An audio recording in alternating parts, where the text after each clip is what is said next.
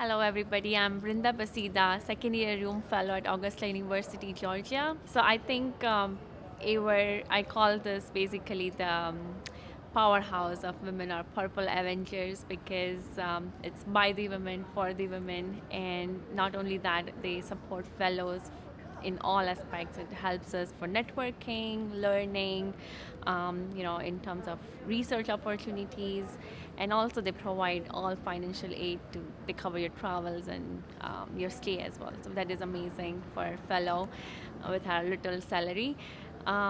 The I would like to encourage all the medical students who are thinking about, or even the residents who are thinking about getting into rheumatology because this is an evolving field. You will never get bored because it never gets old.